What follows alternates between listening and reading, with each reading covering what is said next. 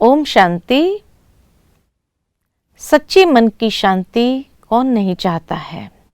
आज हर इंसान ये जरूर चाहता है कि जीवन के अंदर शांति हो, शांति का ही वरदान मांगता है। परंतु आज मनुष्य जीवन कोई न कोई प्रकार की चिंताओं से घिरा हुआ है और इसीलिए हम सबके बीच में हमारे ब्रह्मा कुमारी ईश्वरीय विश्वविद्यालय के वरिष्ठ भ्राता ब्रिजमोहन भाई है, जिसके साथ हम चर्चा करेंगे कि हम अपने जीवन से इस चिंताओं को कैसे मिटाएं। भ्राता जी, आज मनुष्य सोचता है कि क्या चिंताओं के साथ ही जीवन जीना होगा? क्या ये चिंताओं से हम मुक्त नहीं हो सकते हैं? तो इस विषय पर आप क्या कहेंगे? देखिए, ये तो एक आज के जीवन की वास्तविकता है कि प्राय सारा मानव समाज, सभी मनुष्य किसी न किसी चिंता में लगे रहते हैं जी। छोटे से छोटे बच्चे को आप देखें, स्कूल जा रहा है, उसके पीठ पर कितना बड़ा पुस्तकों का बोझ। आज से 50 साल पहले ऐसा नहीं होता था। हाँ। वो भी चिंतित है। बच्चा भी कह देता है, मम्मी आज मैं बहुत टेंशन में हूँ। अच्छा, तो चिंता जैसे एक प्रकार का ऐसा भूत है जो आज सारे मानवता को चिपटा हुआ है। ये तो फैक्ट है जी। और दूसरी बात यह कि चिंताएं बढ़ती जा रही हैं। ये और भी ज़्यादा एक खतरनाक बात है कि आखिर चिंताएं बढ़ती जाएंगी तो जीवन का बचा ही क्या? सही बात है। तो पहले हमको शांत मन से ये सोचना चाहिए कि क्या ये चिंताएं आदिकाल से ही मानवता के साथ लगी हुई हैं। क्या ऐसा कोई समय था ही नहीं जब व्यक्ति चिंता मुक्त था? क्योंकि आज जब किसी से आप बात करते हैं सच्ची मन की शांति की, जो आज का हमारा विषय है, तो मनुष्य इसमें विश्वास ही नहीं करता। सही बात वो इसको असंभव मानता है कि कुछ बातचीत करेंगे, बाकी सच्ची मन की शांति मिल जाए, ये तो हो ही नहीं सकता। ये हालत हमारी पहुंच गई, हम निराश हो गए हैं। अब आप देखिए कि चिंता एक प्रकार का ऐसा वायरस है, एक ऐसा कीड़ा है जी। वो जहाँ भी लग जाएगा तो उस चीज की वास्तविकता को खत्म कर देगा। समय को चिंता का कीड़ा लग जाए तो आपका समय निरर्थक। सही बात है। परिवार में संबंधों में चिंता का कीड़ा लग जाए तो निरर्थक। तो ये चिंता जो समझिए कि आजकल सर्वव्यापी हो गई है, सब जगह है। तो इस चिंता को कैसे हम किस हिसाब से लें, इसको कैसे दूर करें? आप जानते हैं चिंता की तुलना चिता से की गई है। चिंता एक चिता के समान है। चिता तो एक बार जलती है। ये चिंता एक जीवित चिता है जिसमें हर व्यक्ति समझे कि चिंता की चिता में जल ही रहा है। तो जीवन का क्या हाल हो गया? आप किसी जगह जन समूह को देखें, मान लीजिए आप कहीं पर एक गैदरिंग को देखते हैं, लोग बस में जा रहे हैं, सड़क पर जा रहे हैं, और ऑब्जर्वर होके उनका चेहरा देखिए। सही बात है। खोया है। हर एक किसी ने जैसे कोई ना कोई चिंता के अंदर चल रहा है। खुशी गायब है। और आजकल तो लोग ये भी मानने लग गए हैं कि जब तक किसी चीज की हमें चिंता ना लगे हम वो कार्य नहीं कर पाएंगे। किसी कार्य को जितना ज्यादा शक्ति से करना हो, आवश्यकता से करना हो, उतना उसके लिए चिंतित होना आवश्यक है। यानी चिंता को मनुष्यों ने एक जीवन की आवश्यकता ही मान लिया, एक विधि मान लिया है कि जैसे आजकल नल के अंदर पानी जो है वो कम आता है, सरकारी नल के अंदर म्यूनसिपैलिटी के, तो लोग बूस्टर लगाते हैं कि ज़रा पीछे की पावर से आए। तो जो एक बूस्टर लगा लेता उसके तो आ जाता है, बाकियों का क्या हाल है। अगर आप किसी चीज़ को नॉर्मल से अलग करके चलेंगे तो उसको कहा जाता है एबनॉर्मल। है, एक व्यक्ति दौड़ भी सकता है, तो दौड़ने में वो जल्दी जल्दी पहुंच जाता है, लेकिन दौड़ना नॉर्मल नहीं है। सही बात है। दौड़ने के बाद वो थक जाएगा, इसलिए नॉर्मल स्पीड तो चलना ही है ना। तो इसलिए अब हम इस एबनॉर्मेलिटी से नॉर्मल में कैसे आए, ये है प्रश्न। सही बात है। अब आप सोचिए कि चिंता हमारा क्या फायदा करती है, क्या नुकसान करती है। एक व्यक्ति एक काम को बिना चिंता के करता है, निश्चिंत होकर करता है, तो उसके अंदर बुद्धि के अंदर कंफ्यूजन नहीं होता, किसी प्रकार का बुद्धि के अंदर कमजोरी नहीं आती, नॉर्मल करता है। नॉर्मल करता है। अच्छा, जैसे मान लीजिए एक व्यक्ति है, सामान्य एग्जाम्पल है, उसकी पक्की नौकरी है, तो कम से कम उसको नौकरी की चिंता नहीं है कि मेरी परमानेंट जॉब है। हाँ। उसकी भेंट में एक व्यक्ति डेली वर्कर है, उसको कल का भी पता नहीं कि मुझे निकाल दें, तो वो काम करते करते उसको ये भी चिंता रहती है कि पता नहीं मैं कितनी देर यहाँ हूँ। हाँ। तो वो उतने पेशेंस से, उतनी कामनेस से, दिल लगाकर लगन से काम नहीं करता, बिगड़ा रहेगा उसका मन। इसी प्रकार से अगर अनेक प्रकार की चिंताएं हों, चिंताओं का ट्रैफिक जैम हो, मैंने तो एक सिंपल चिंता बताई है, तो क्या हाल होगा।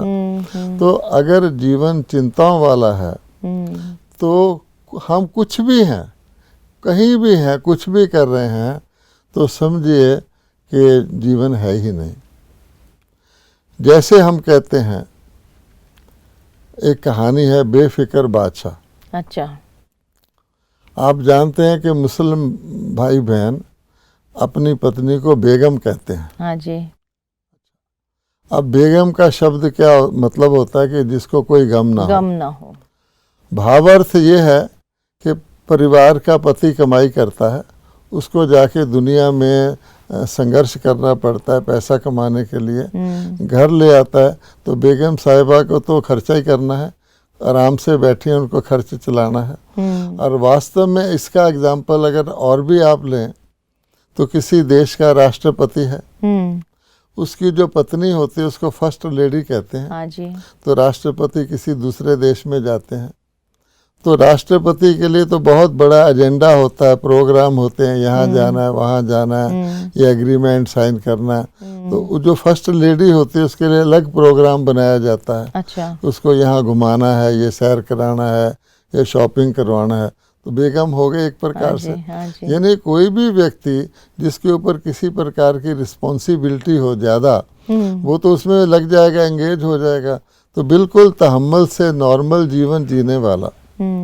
अगर आप आज के मनुष्य के जीवन को एक सामान्य पशु के जीवन से, पंछी के जीवन से भी कंपेयर करें, तो कहा जाता है कि today man has become worse than even an animal or a bird in several sense.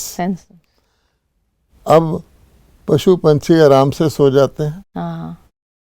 अच्छा, मनुष्य को नींद के लिए नींद भी मनुष्य की नॉर्मल नहीं रही। सही बात। मनुष्यों में भी एक गरीब आदमी, रेडी वाला, रिक्शा वाला सो जाता है। और जो मनुष्य के पास बहुत सारी चिंताएं, रिस्पॉन्सिबिलिटीज हैं, उसको नींद नहीं आती। तो नॉर्मल स्लीप सिस्टम भी हमारा डिस्टर्ब हो जाता है, और ज़िंदगी का क्या हाल होगा। तो एक कहानी सुनाते हैं कि बादशाह सलामत थे, तो वो सारी सल्तनत के बादशाह, तो एक दिन वो अपना जा कर के सारे सल्तनत की घूम कर के आए शाम के वक्त। अब बोले अपने दरबान को कि भाई मैं बहुत थक गया हूँ, मैं सीधा ही जाके सोना चाहता हूँ। उसने कहा जा पना जाइए, अपने स्लीपिंग महल में जाकर सो जाइए। तो वो जाने लगे, तो बोला एक बात है कि आज हमने आपके इस स्लीपिंग रूम में एक सांप देखा था। तो हमने उसको बहुत तलाश की, लेकिन वो हमें मिला नहीं। सारा चप्पा चप्पा छान मारा, शायद कहीं निकल गया होगा इधर उधर। आप तो बादशाह हैं, आपकी तो सारी रैयत है, सब आपके नीचे हैं, आपको सांप क्या करेगा, आप आराम से सो जाइए। अब बादशाह की क्या हालत होगी आप सोच सकते हैं। सही बात है। कि वो सो ही नहीं पाएगा, हर जगह उसको सांप दिखाई देगा। तो ये चिंता की बात है कि चिंता किसी को लग जाए तो बाकी सब कुछ उसका बेकार हो जाता है। इसलिए हमें सोचना चाहिए। अब चिंता किसको लगती है? ये तो बहुत अच्छी बात आपने सुनाई कि व्यक्ति को जीवन में अगर कुछ ऐसी बात आ जाए तो उसकी नींद भी हराम हो जाए और भी चिंता लग जाए तो सो नहीं पाता है। लेकिन अगर प्रैक्टिकल देखा जाए तो चिंता किसको लगेगी? क्या अमीरों को ही चिंता लगती है, गरीबों को लगती है, या बच्चों को लगती है? या कई सोचते हैं कि बड़ों को इतनी रिस्पॉन्सिबिलिटी है, बच्चों को क्या चिंता की बात है? तो किसको लगती है? अगर आपने पूछा है तो अगर आज के ज़माने में आप देखें ह्यूमन बीइंग्स में, तो ऐसा कौन सा है जिसको चिंता नहीं है? तो बच्चे ही हैं। क्योंकि बच्चे को इसलिए कि बच्चे ने इनोसेंट है, यानी उसको इधर उधर की खबर नहीं है, पता नहीं है, इसलिए बच्चा को चिंता नहीं है। इग्नोरेंस इज ब्लिस जैसे कहते हैं। इनोसेंस, इग्नोरेंस को भी कहते हैं ब्लिस है, लेकिन उसके कई अर्थ लोग लेते।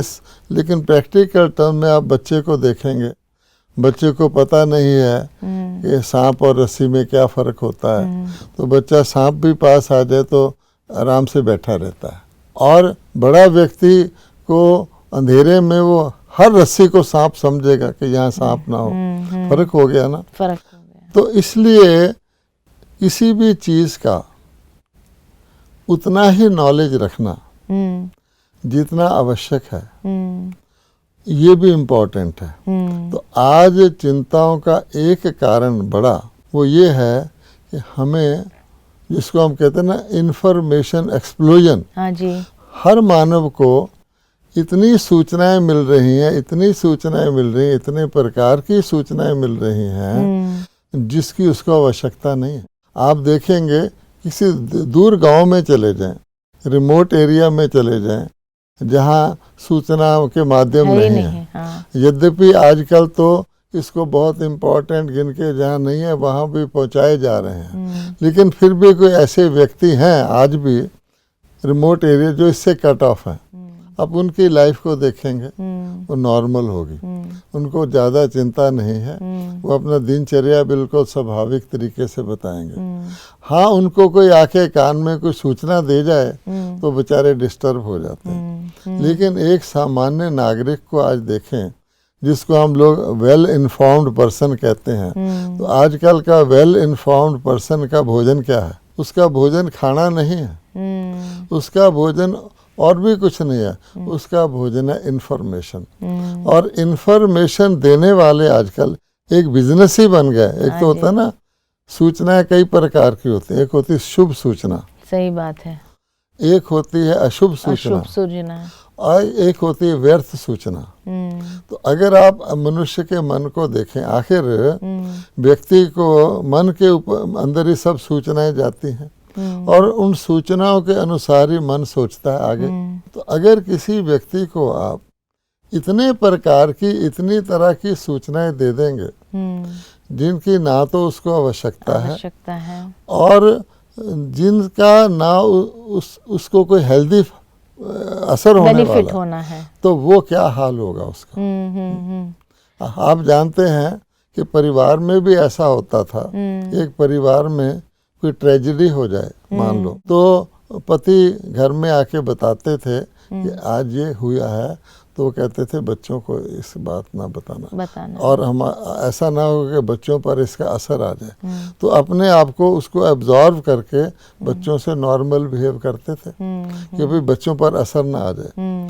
तो आज क्या हो गया है, अगर हम किसी नगर को देखें तो नगर का पिता मेयर होता है, किसी प्रांत को देखें, आज तो दुनिया के हर कोने की जो हो रहा है, जो नहीं हो रहा है, जो ना होने वाला है, हर चीज़ का बाल का Information खाल मिल उतार के चारों तरफ अगर आप हवा में देखें, आप इंस्ट्रूमेंट लगा लेंगे तो आपको सुनाई या दिखाई देना शुरू कर देगा वेव्स। ये टेलीविज़न है, रेडियो है।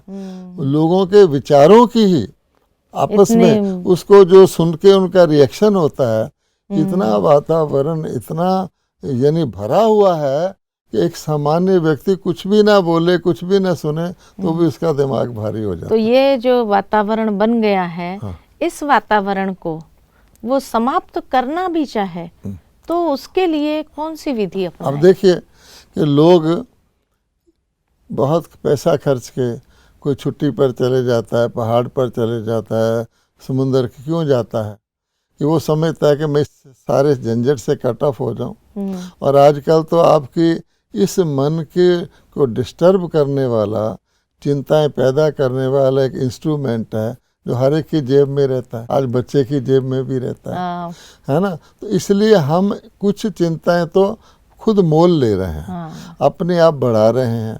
और इतने प्रकार की इंफॉर्मेशन और इतनी तरफ से, जैसे किसी को चारों तरफ से बम्बार्डमेंट हो रही हो, तो इसको कहते हैं, एक होती है विजडम। विजडम तो बहुत थोड़ी सी होती है, अच्छा, और एक होती है उसके बाद नॉलेज, वो भी विजडम से बहुत ज़्यादा है। तो और उसके बाद इंफॉर्मेशन है। तो आज का ज़माना क्या है? तो इस कारण से जब तक हम इस मूल कारण से अलग नहीं होंगे, कम से कम एज ए फर्स्ट स्टेप, अगर हम अपनी चिंताओं को घटाना चाहते हैं तो कम से कम हम अपना ये कंट्रोल कर सकते हैं कि हम अपने लिए मिनिमम प्रकार का इंफॉर्मेशन लें। और इंफॉर्मेशन भी व्यक्ति को के मन को उत्साहित भी कर सकती है, शक्तिशाली भी बना सकती है, उसको कमज़ोर भी कर सकती है जी। एक पेशेंट पड़ा है, अब पेशेंट बेचारा तो पेशेंट है, वो अंदर से जानना चाहता है कि मैं ठीक हो रहा हूँ या मैं बीमारी बढ़ रही है। तो उसके कुछ दूर पर डॉक्टर से उसके रिलेटिव पूछ रहे हैं, और जो इन्फॉर्मेशन डॉक्टर दे रहा है उसको ओवर हियर कर रहा है, हाँ, उसके अनुसार उसके मन पे असर पड़ता है। बिल्कुल बिल्कुल। तो अगर हम अपने, ये तो मेरा मन मेरे कंट्रोल में है ना, आपका क्वेश्चन या हम इससे बचें कैसे? तो ऐसा तो नहीं कि हम शहर छोड़ के भाग जाएंगे, हम समाज से दूर नहीं। जैसे कोई व्यक्ति वाटर प्रूफ पहनता है कि पानी का असर ना हो, फायर प्रूफ पहनता है कि आग का असर ना हो। आजकल अब घड़ी भी खरीदते हैं तो कहते हैं ये water proof, fire proof, anti magnetic, ये वो होती है। हमने अपने मन को इस प्रकार की जो हानिकारक इन्फॉर्मेशन है उससे प्रूफ रखा हुआ, क्योंकि जब उसके अंदर वो जाएगी तो उसका रिएक्शन होगा, स्टिमुलस होगा। तो पहली बात तो ये है मोटी जो हम कर सकते हैं। बाकी आध्यात्मिकता की बहुत सारी बातें हैं कि हम अपने आप को, जिसको कहते हैं, लोग कहते हैं अनलर्न करें, रीलर्न करें, कि जो फालतू की इन्फॉर्मेशन है उससे अपने आप को बचाएं, और जो मन को वीक करने वाली इन्फॉर्मेशन है उससे भी अपने आप को बचाएं, और जो हमें स्ट्रेंथन, मनोबल बढ़ाने वाली इन्फॉर्मेशन है, ऐसा नहीं है कि हम अगर उसमें से छांटेंगे तो हर व्यक्ति जैसे अपने लिए छांटता है, एक मिर्च का पौधा भी धरती से मिर्च खींच लेता है, क्योंकि उसको मिर्च पैदा करनी है। एक शुगर बीट भी धरती से वो तत्व खींच लेता है, क्योंकि उसको, ये तो उसके ऊपर है, बीज के ऊपर है। तो हम अगर मन का ऐसा कंट्रोल लाएं कि हम अपने लिए कारआमद यूजफुल इंफॉर्मेशन को रिटेन करें, उसको सस्टेन करें, उसको शक्तिशाली बनाएं, ताकि कुछ इधर उधर की आती भी है तो उसमें एब्जॉर्ब हो जाए, हमारे पर असर ना करे। ये एक इसका तरीका है। तो भाई साहब, आपने जैसे कहा कि विजडम के बाद नॉलेज आई, जिसमें और बढ़ोतरी हुई, उसके बाद इंफॉर्मेशन जो बहुत विशाल हो गई। तो अब जैसे अनलर्न करना है, तो ये इंफॉर्मेशन से विजडम के तरफ जाना है। तो आप क्या बताएंगे कि इस चिंता को खत्म करने वाली कौन सी ऐसी एक दो विजडम की बात हम प्रैक्टिकल जीवन में अप्लाई कर ले? अब देखिए, इसमें छांटने की बात है। आपका प्रश्न है, मोटे रूप से हम ये कहेंगे कि हमेशा एक होती है क्वांटिटी, एक होती है क्वालिटी। अगर जितनी चीज क्वालिटेटिव होगी, वैल्यूएबल होगी, शक्तिशाली होगी, मूल्यवान होगी, वो थोड़ी होगी, वो सार युक्त होगी। और जितनी चीज क्वांटिटेटिव होगी वो विस्तार में होगी, उसमें सार कम होगा। तो इसलिए हम अपने मन के अंदर, मेरा मन है तो मैं अपने संकल्पों को समेटूं, कि मैं समय लगा करके बैठूं, संकल्पों को समेटूं। तो जो संकल्प मैं समझूं मेरे लिए ज़रूरी अच्छे हैं। आप कोई भी काम करते हैं, आप सब्जी भी लाते हैं तो उसमें से आप करते हैं कि नहीं, पत्ते निकाल देते हैं, कीड़ा होता है फेंक देते हैं, फालतू चीज़ निकाल के ज़रूरी रखते हैं। इस प्रकार से बहुत सारा विस्तार एक फालतू मेरे मन के अंदर घुसा हुआ है, जो ताकत उसमें हो भी तो उसको फंक्शन ही नहीं करने देता। आप कोई व्यक्ति को चारों तरफ से आप बांध देंगे, ऊपर नीचे आगे पे, तो जकड़ जाएगा ना। तो ये मन का हाल है, और वो जकड़ ही उसको चिंता में लाती है कि मैं क्या करूं, मैं करना चाहता हूं, व्यक्ति कर नहीं पाता। सही बात। उसको फ्रीडम मिलने के लिए संकल्पों को रिड्यूस करेगा, तो जो उसके अंदर की विजडम है आपे ही मर्ज हो जाएगी, अलग हो जाएगा ना फालतू चीज। तो संकल्पों को, क्वांटिटी को घटाएं, और उसमें वेस्टेज वाला जो बिल्कुल निरर्थक है उसको आगे के लिए भी रोक लें कि कहाँ से ये आ रहा है। कई व्यक्ति आपके पास फालतू आके आपको ऐसी उल्टी बात बता जाएंगे कि फलाना आपको ये कह रहा है। मान लो वो कह भी रहा है, अच्छा, पर आपको सूचित किया, क्योंकि जो ही आपके पास इन्फॉर्मेशन आएगी आपका मन करेगा। ये एक तरीका है कि मन के संकल्पों की क्वांटिटी को घटाएं, उसमें श्रेष्ठता लाएं।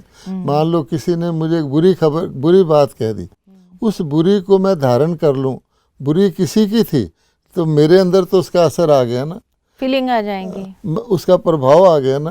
तो इस तरीके से हम अपने आप को, चिंताओं को घटा सकते हैं। तो बहुत अच्छी बात हमारे आदरणीय भाई साहब ने बताई, स्पष्ट किया इस चर्चा के दौरान कि कैसे हम अपने विचारों को कम करें। और खाली कम करने इतनी बात नहीं, क्योंकि अगर वो जगह वैक्यूम रही तो वापस वो विचार तो आ जाएंगे, लेकिन उसको परिवर्तन करना है श्रेष्ठता की ओर। और जितना उसको क्वालिटेटिव विचार बनाएंगे तो नेचुरली चिंताओं से हम मुक्त हो सकते हैं। आज चिंताओं के विचार क्वांटिटी में ज़्यादा है, क्वालिटी नहीं है। तो इसलिए हम क्वांटिटी को कम करें, क्वालिटी बनाएं, अपने विचारों को श्रेष्ठ बनाएं, शुद्ध बनाएं, शुभ बनाएं। अच्छे विचार जितने हम अपने मन के अंदर विकसित करेंगे तो चिंताओं का प्रमाण हमारा कम हो सकता है। तो बहुत सुंदर बातें आज हमने सीखी। आगे भी कुछ न कुछ सच्ची मन की शांति में हम बहुत सुंदर बातें सुनते जाएंगे और उसका लाभ लेते जाएंगे। ओम शांति।